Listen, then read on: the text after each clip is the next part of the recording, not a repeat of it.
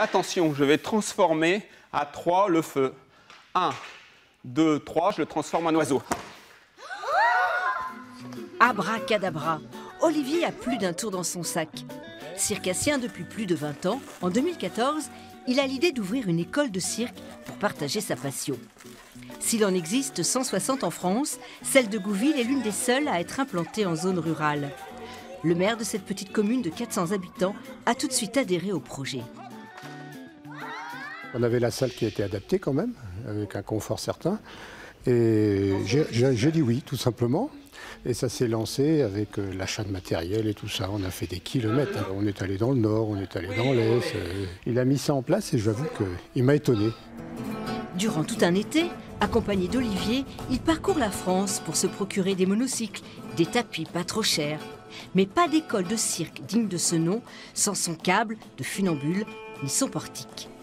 Un portique original, tout en aluminium, fabriqué sur mesure par le ferronnier d'art du village. Chez les Martins, on est ferronnier de père en fils. Nicolas exerce depuis plus de 20 ans. On lui a demandé des créations inédites, mais jamais de portique pour un cirque. Dans le cahier des charges, le principe était de monter le portique, qu'une personne seule soit capable de monter le portique. Donc on a fait un système, on a conçu un système avec un treuil qui permettait de rassembler les pieds relativement facilement. Olivier a un nouveau projet, une structure pour tissu aérien. Donc le portique, ça sera 7,50 m, 6 m. Donc je pense que c'est 6,10 m par rapport à la hauteur. L'occasion d'une nouvelle collaboration est pour Nicolas un nouveau défi. Vous êtes plus habitué à faire des ouvrages d'art, des escaliers, des... Là, oui, mais ça entre dans quelle dimension? Oui, ça change un petit peu. Ça change un petit peu et puis le fait de concevoir des prototypes, j'en fais relativement souvent, donc c'est intéressant. Ça permet de faire de la recherche. Et puis...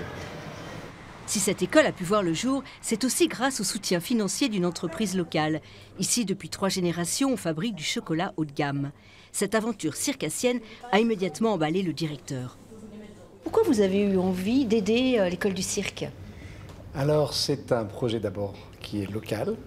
Ensuite, c'est une très belle activité qui n'a pas d'objectif de gagner contre l'autre.